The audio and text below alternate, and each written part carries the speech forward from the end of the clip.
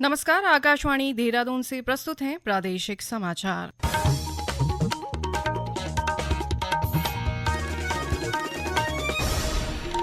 पहले मुख्य समाचार। प्रदेश में रंगों का त्योहार होली पूरे उत्साह और पारंपरिक उल्लास के साथ मनाया जा रहा है। मुख्यमंत्री पुष्कर सिंह धामी ने चंपावत जिले के किमतौली रोसाल सड़क के डामरीकरण और सुधार कार्य के लिए 12 करोड़ रुपए की वित्तीय स्वीकृति प्रदान की। भारतीय विमानन कंपनियां फंसे यात्रियों की सुरक्षित वापसी के लिए भारत और खाड़ी क्षेत्र के बीच आज 58 उड़ानें संचालित करेंगी। और खाड़ी देशों में बढ़ते सैन्य तनाव और युद्ध जैसी स्थिति के बीच भारतीय दूतावासों ने नागरिकों के लिए एडवाइजरी जारी की।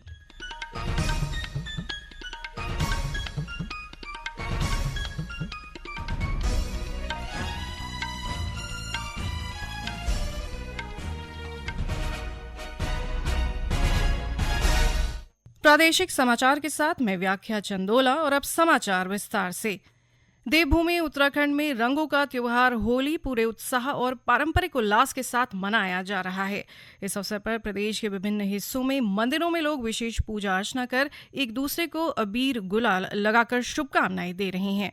राजधानी देहरादून सहित राज्य के अन्य सभी जिलों में सुबह से ही बच्चे और युवा टोलियों में निकल गए।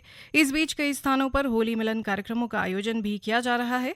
इस दौरान कुमाऊं और गढ़वाल मंडलों में होली की अनूठी लोक परंपराएं इस पर्व को विशेष पहचान दे रही हैं।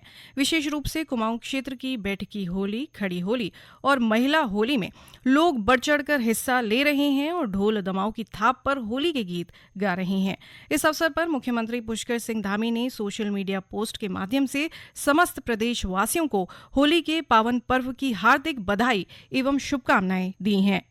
आप सभी को रंगोत्सव होली के पावन पर्व की हार्दिक शुभकामनाएं।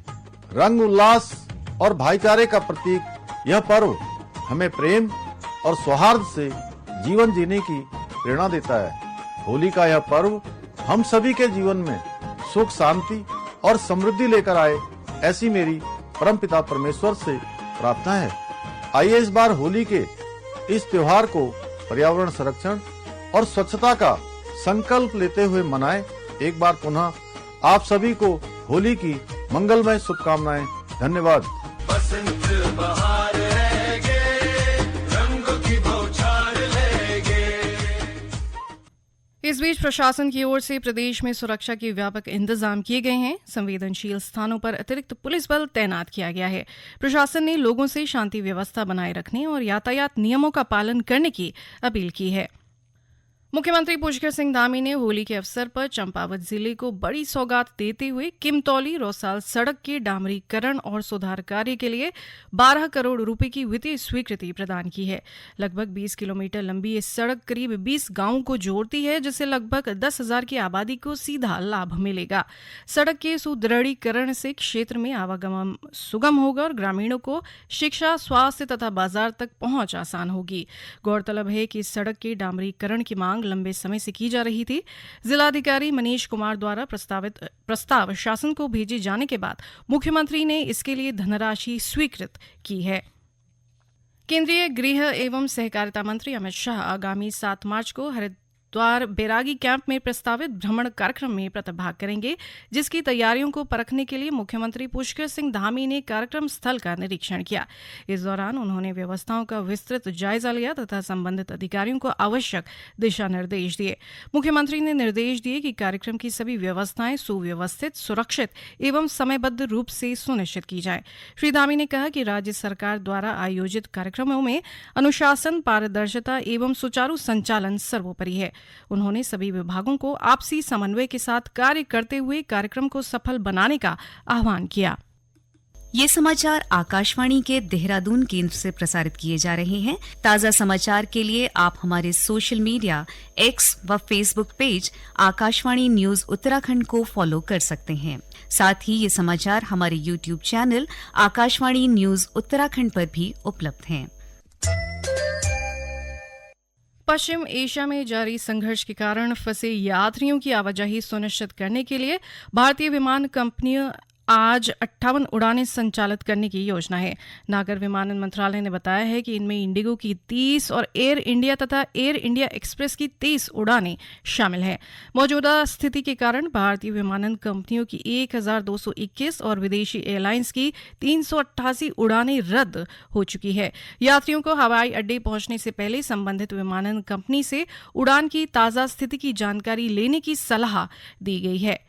खाड़ी देशों में बढ़ते सैन्य तनाव और युद्ध जैसी स्थिति को देखते हुए भारतीय दूतावासों ने नागरिकों के लिए एडवाइजरी जारी की है। भारतीयों को सतर्क रहने, अनावश्यक यात्रा से बचने, स्थानीय नियमों का पालन करने और दूतावास से संपर्क में रहने की सलाह दी गई है। साथ ही प्रदेश व जिला स्तर पर भी नागरिकों की सुरक्षा के लिए प्रबंध किए जा रहे हैं। इस बीच प्रदेश के सभी जिलाधिकारियों ने अपने जिलों में प्रचार पोर्टल के माध्यम से लोगों की इंक्वायरी कर उन्हें सुरक्षा दिलाने के निर्देश दिए हैं। चंपावत के जिलाधिकारी मनीष कुमार ने बताया कि जिले से 8 लोगों की जानकारी मिली है जो इन देशों में कार्य करते हैं।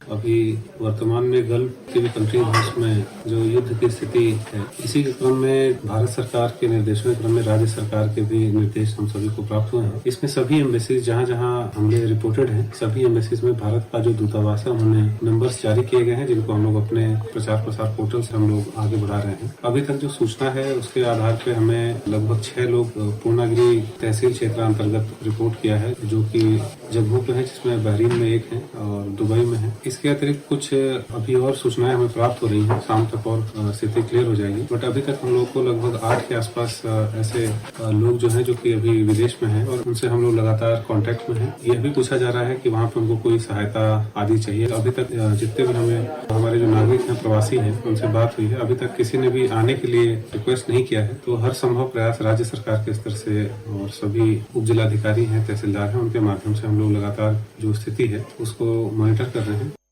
जिलाधिकारी ने सभी लोगों से अपील की है कि वे अपने परिजनों से संपर्क कर उन्हें इस संबंध में अवगत करा सकते हैं।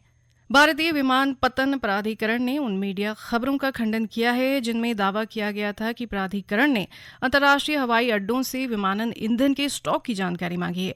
सोशल मीडिया पोस्ट में प्राधिकरण ने कहा कि उसने किसी भी हवाई अड्डा संचालक से औपचारिक या अनौपचारिक रूप से ईंधन भंडार या अनुमानित ईंधन आवश्यकताओं के बारे में जानकारी देने के लिए नहीं कहा है। केंद्रीय माध्यमिक शिक्षा बोर्ड सीबीएसई ने युद्धग्रस्त पश्चिम एशियाई क्षेत्र में 5 और 6 मार्च को होने वाली अपनी 10वीं और 12वीं कक्षा की परीक्षाएं स्थगित कर दी हैं। इन परीक्षाओं की संशोधित तिथियों की घोषणा बाद में की जाएगी। बोर्ड ने कहा कि 7 मार्च से होने वाली परीक्षाओं के संबंध में कल तक स्थिति की समीक्षा के बाद निर्णय लिया जाएगा। उत्तराखंड पुलिस के ऑपरेशन रिकवरी अभियान के तहत हरिद्वार जिले की कोतवाली लक्सर पुलिस ने सफलता हासिल करते हुए CEIR पोर्टल की मदद से 18 खोए हुए मोबाइल फोन बरामद किए। पुलिस के अनुसार बरामद मोबाइल की कीमत लगभग 3 लाख रुपए से अधिक है। इस सभी मोबाइल उनके वास्तविक स्वामियों को विधिवत सुपुर्द कर दिए गए। ये कार्रवाई पुलिस अधीक्षक ग्रामीण के पर्यवेक्षण कोतवाली प्रभारी प्रवीण कोश्यारी के नेतृत्व में गठित टीम द्वारा की गई। प्रदेश में फिलहाल मौसम शुष्क बने रहने की संभावना है। राज्य के किसी भी हिस्से में बारिश के आसार नहीं है। मौसम विज्ञान केंद्र देहरादून की ओर से जारी पूर्वानुमान के अनुसार राज्य के सभी जिलों में आज मौसम साफ रहने के आसार हैं। किसी भी प्रकार की मौसम चेतावनी जारी नहीं की गई है। बुधवार सुबह देहरादून सहित आसपास के क्षेत्रों में खिली धूप निकली। मौसम विज्ञान केंद्र के निदेशक विक्रम सिंह ने बताया कि वर्तमान में कोई सक्रिय पश्चिमी विक्षोभ प्रभावी नहीं है, जिसके कारण प्रदेश में मौसम स्थिर बना हुआ है। उन्होंने कहा कि अगले कुछ दिनों तक मौसम में बड़े बदलाव की संभावना नहीं है। हालांकि मैदानी क्षेत्रों में दिन के तापमान में हल्की बढ़ोतरी हो सकती है, जबकि पहाड़ी इलाकों में सुबह शाम हल्की ठंड बनी रहेगी। आईसीसी T20 क्रिकेट विश्व कप का पहला सेमीफाइनल आज शाम दक्षिण अफ्रीका और न्यूजीलैंड के बीच खेला जाएगा। यह मैच कोलकाता की ईडन गार्डन्स में शाम 7 बजे से शुरू होगा। दूसरे सेमीफाइनल में कल भारत का सामना मुंबई में इंग्लैंड से होगा। दोनों मैच के विजेता 8 मार्च को अहमदाबाद में खिताबी मुकाबला खेलेंगे। वहीं इंग्लैंड बैडमिंटन चैंपियनशिप कल बर्मिंघम में शुरू हुई। पुरुष सिंगल्स के पहले दौर में लक्ष्य सेन राउंड ऑफ 16 में पहुंच गए हैं। अंत में मुख्य समाचार एक बार फिर।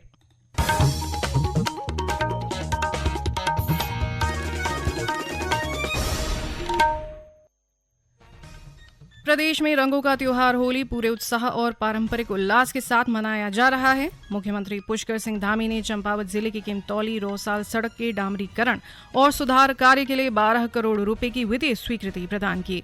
भारतीय विमानन कंपनियां फंसे यात्रियों की सुरक्षित वापसी के लिए भारत और खाड़ी क्षेत्र के बीच आज 58 उड़ानें संचालित करेंगी और खाड़ी देशों में बढ़ते सैन्य तनाव और युद्ध जैसी स्थिति के बीच भारतीय दूतावासों ने नागरिकों के लिए एडवाइजरी जारी की।